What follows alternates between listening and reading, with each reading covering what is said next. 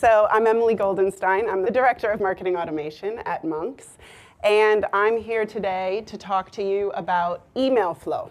And email flow is a marketing orchestration tool. So what does that mean? Well, how would you like to cut your marketing costs by 45%? That's essentially doubling your marketing budgets. You can reinvest that money back into your marketing automation platform. You can run more campaigns. You can do a lot with more money. On top of that, how would you like to accelerate your campaign deployment by 70%? Taking processes that used to take months now down to days or weeks. And we're not sacrificing performance for efficiency. How would you like to also boost your conversion rates by over 60%? So that all sounds very good, and those are the results that we're seeing today with customers that are using AI-powered marketing orchestration.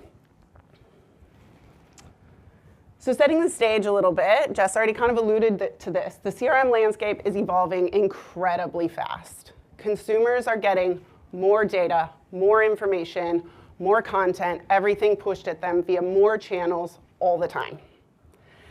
And that digital saturation means that they're much less tolerant of a mediocre experience from a brand who doesn't seem to know who they are, really get what drives them, and anything, and help them understand what the next best step is.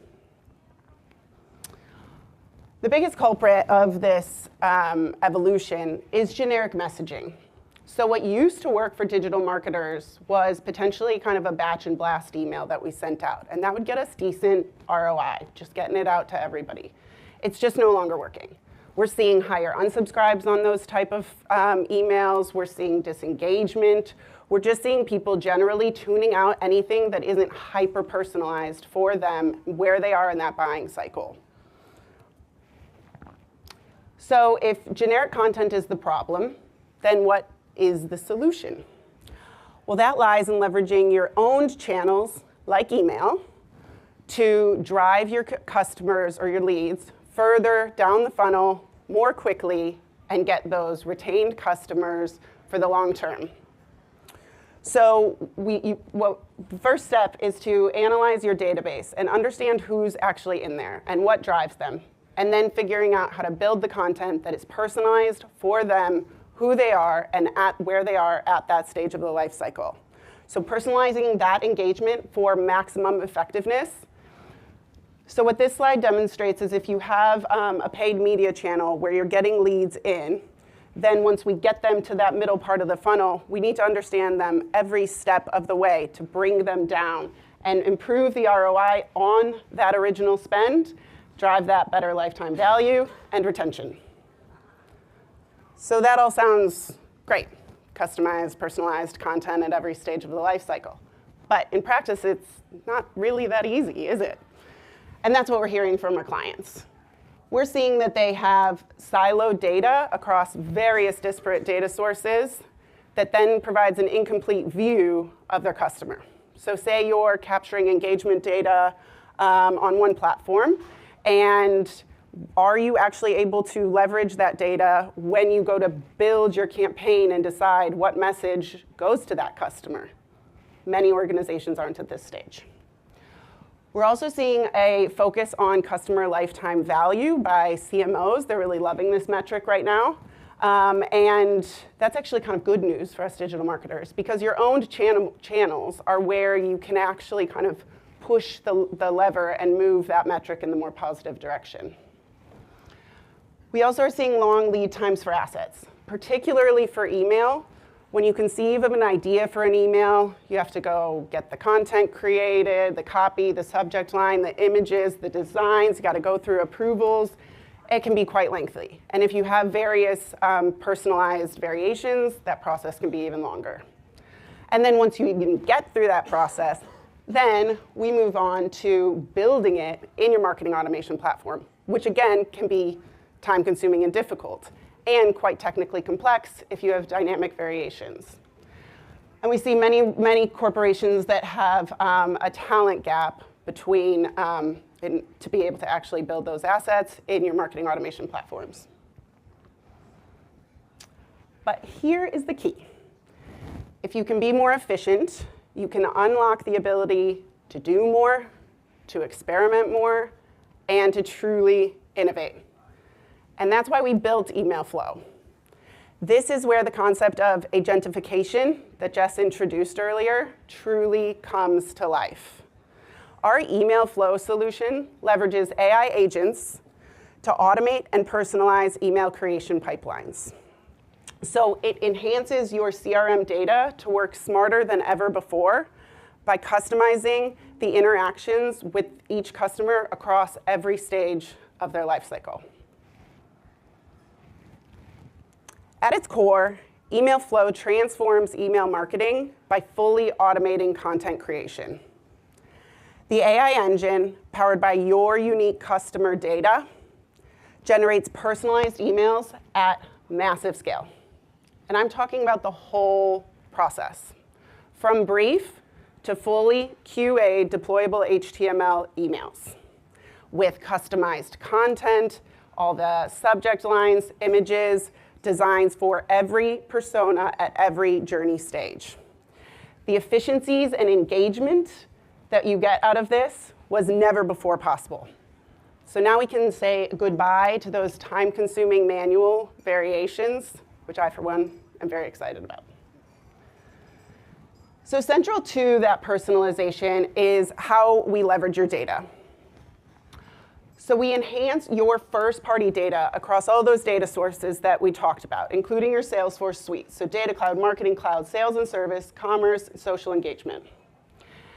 Then we layer that with rich third-party data, demographics, psychographics, geographic data, purchase habits, and media consumption patterns. And that data together is then synthesized in our Personalization engine, which analyzes the data and is able to deliver highly detailed personas and deliver key insights. So, for example, say you're selling a running shoe and you have Sarah, who is a 30-year-old urban professional who follows fitness influencers. The AI would generate a message to her that tailors it a bit more to the style and the urban suitability of the shoe.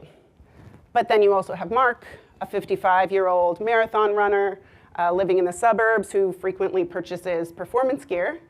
And the AI might tailor the message more around the cushioning and advanced durability of the shoe.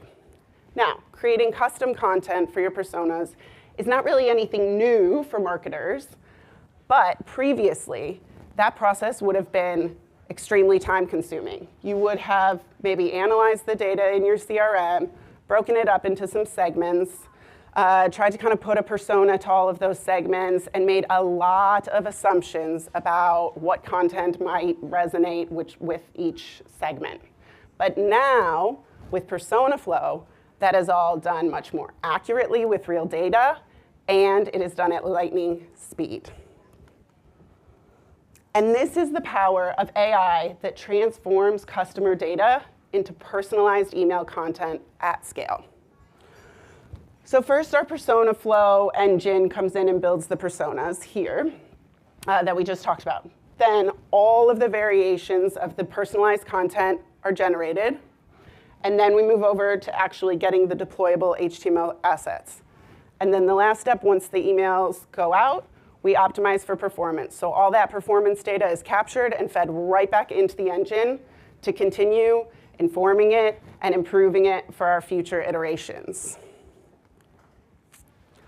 So now we're able to see how we're moving from a traditional marketing process, which was time-consuming, costly, manual, and generic, to a more AI-first agentic approach. With Email.Flow, you're not just improving engagement. We're significantly reducing the time to deployment and the operational hours needed for our email campaigns. We're embracing that hybrid future of AI and human collaboration. So let's just take a closer look at all of the stages. We've got your intake and briefing stage, and that's where your first-party data is layered with the third-party data to generate those personas. also at this stage, you would feed in any of your brand guidelines, legal guidelines, maybe previous campaigns that had done particularly well, any information that the AI needs to do, to deliver something that actually sounds like your brand, looks like your brand, you need to feed that in at the briefing stage. Then we go into the email production stage where all of those dynamic variations are created. And as you can see, we have critical human QA checkpoints there. So we're not taking the human out of the loop. We want the humans there to make sure everything stays on track. All we want to do is take away that needless busy work and enable them to do more. So after the emails are produced and approved, then we can move on to deployment. And again, we've got that human QA checkpoint. You would run through your normal QA process before any email campaign goes out. We want to have the humans involved. You don't want anything going out that you aren't across. And then importantly, we've got the engagement data, as you can see, fed right back in to inform the future iterations. And these results are not theoretical. This specifically is from a major food and beverage company that was seeing some issues with their email engagement. And as you can see, they got 150% increase in email engagement using Monks.Flow. On top of that, they also got the reduction in the time to deployment of those emails. They got that boost in customer lifetime value that the CMOs are loving these days. And they also got massive operational improvements. So this is happening today. So if you're interested in Monks.Flow, we'd love to talk to you about a pilot. And these are the types of things that we always work through with our clients to understand how to work through a pilot and how to structure it. So the steps are that we need to first assess your current state of your data. So what are all of those different disparate data sources? How is your data structured or unstructured? What's currently happening? Next, we need to align on how you want to measure success. I mentioned the food and beverage company. Their problem was engagement. We also have a global car manufacturer that for an email, it took them 4 months to get an email campaign out the door, so they couldn't fathom doing multiple personalized variations. So depending on what you're looking for, we can structure the pilot around that. You'll obviously get all the benefits, but just to understand kind of where your pain points are. Next, we want to map out your existing workflow. And this can be quite eye-opening. So if you really look at every stage of your process and who is involved at every different stage, what agencies you have involved for content and images and all of that, and how much is it costing at every stage, we want to map that out really clearly so that we can understand where you're getting bottlenecked and where we can slot in some email flow. Finally, we need to collect all the documentation to feed the engine. So I mentioned your branding and legal guidelines. It's a machine at the end of the day, right? So it's only as smart as the information that we put into it. So anything that might be living in the heads of your marketing teams or your agencies needs to be put on paper to feed into that engine. And so that is basically Monks.Flow. And as I wrap up, I'd like to kind of bring us back to those original stats. With this process, we are seeing a 45% decrease in marketing costs. We are seeing 70% acceleration of deployment of your email campaigns. And we are seeing 60% boost in conversion rates. So it's not a question of if AI will transform your marketing. It's about when and how effectively.